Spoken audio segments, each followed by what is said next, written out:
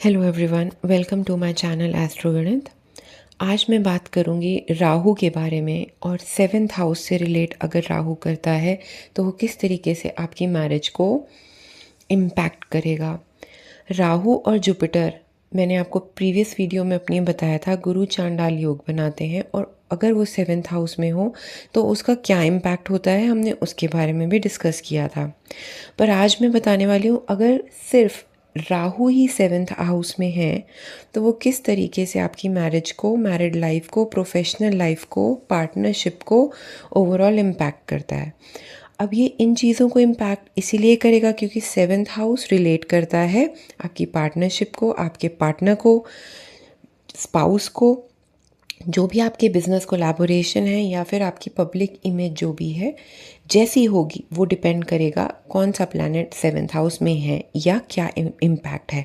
फिलहाल इस वीडियो में मैं राहु के बारे में बात करूंगी। अगर राहु सेवेंथ हाउस में बैठा है या फिर थर्ड, फिफ्थ या नाइन्थ दृष्टि से सेवेंथ हाउस को देख रहा है तो कहीं ना कहीं जो मैं बात करने वाली हूँ इम्पैक्ट की, चाहे वो गुड है, पॉजिटिव है, नेगेटिव है, वो आपको कहीं ना कहीं अपनी लाइफ में, मैरिड लाइफ में स्पेसिफिकली देखने को मिलेंगे। राहु एक तरीके का इल्यूजन है, भ्रम क्रिएट करता है, धुआं है, ये मैं पहले भी आपको बता चुकी हूँ। किसी चीज़ का की आदत है, चाहे वो अच्छी हो चाहे वो बुरी हो, आपको किसी ना किसी चीज़ की ऑब्सेशन जो है वो राहु ही दिलाता है, चाहे वो पैसा हो चाहे वो स्पिरिचुअलिटी हो। अगर अच्छे प्लैनेट के साथ राहु का कॉम्बिनेशन बन रहा है तो वो आपको ऑब्सेशन दे सकता है स्पिरिचुअलिटी का।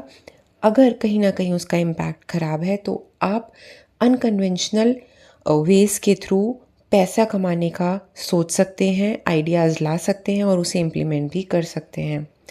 आप लाइफ में ऐसे चेंजेस, सडन चेंजेस स्पेशली अपनी मैरिड लाइफ और पार्टनरशिप में देखेंगे अगर कहीं ना कहीं राहु सेवेंथ हाउस को इम्पैक्ट कर रहा है तो। पॉजिटिव इफ़ेक्ट्स की बात अगर हम कर लें तो जो आपका स्पाउस होगा, आप खुद देखिएगा, आप अपना चार्ट में देखिए, सेवेंथ हाउस में अगर राहु का इम्पैक्ट है तो ऐसे यूजली देखा गया है कि आपका जो पार्टनर है वो डिफरेंट कल्चर, रिलीजन से हो सकता है या फिर फॉरेन लैंड से भी उनका कोई ना कोई रिलेशन हो सकता है। ऐसे लोगों की शादी एकदम अनकन्वेंशनल वे में होती है, मतलब जो समाज से एकदम ही डिफरेंट हो। जैसे मैंने एग्जांपल दिया, रिलीजन डिफरेंट हो सकता है, डिफरेंट कल्चर हो सकता है, अचानक से एकदम से सडन मैरिज हो जाना या सडन मैरिज टूट जाना, ये राहु करवाता है।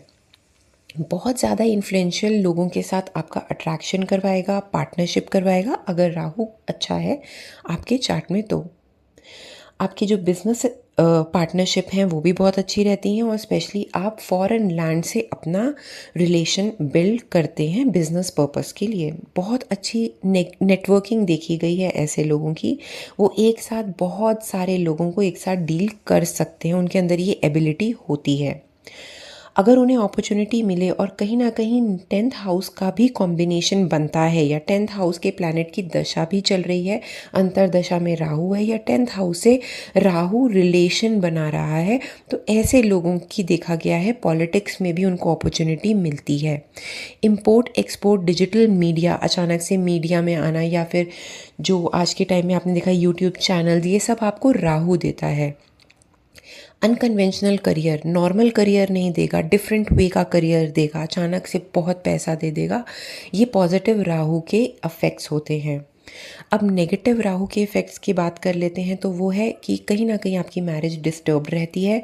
अनकन्वेंशनल मैरिज तो हुई है, भागकर शादी हो जाना, छुप कर के शादी कर लेना, कम लोगों में शादी हो जाना या फिर डिफरेंट रिलीजन होना शादी के बाद, उसमें भी दिक्कत आना, डिले रहना, शादी ना हो पाना किसी ना किसी वजह से, तो ये सेवेंथ हाउस का राहु आपसे आपकी लाइफ में इम्पैक्ट देता है।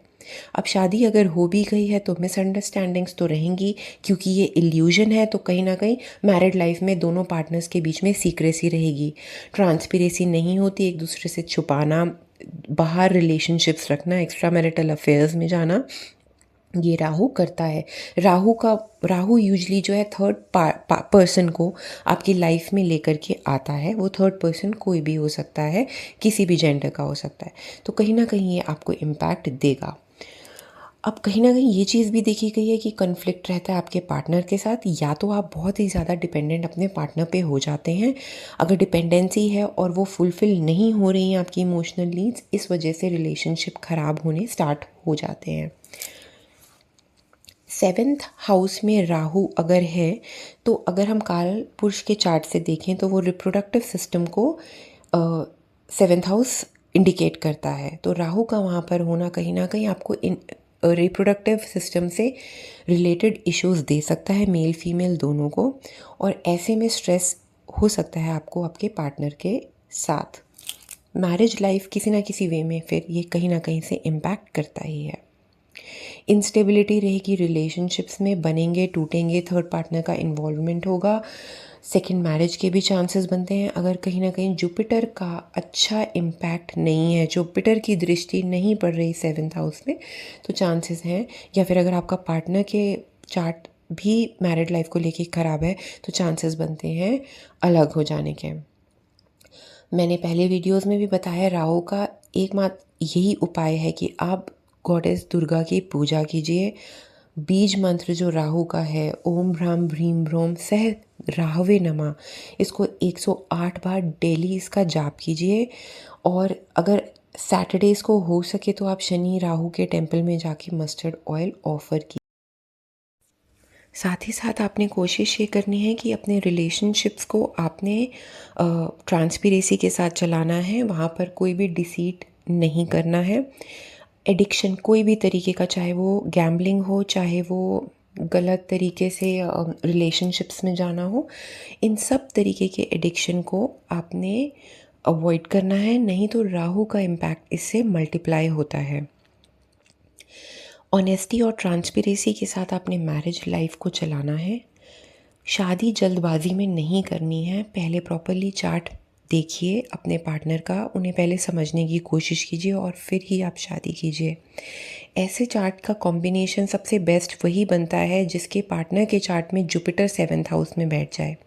तो जब राहु आपके चार्ट में 7th हाउस में है तो उसके इम्पैक्ट को ख़त्म जुपिटर 7th हाउस वाला ही कर सकता है।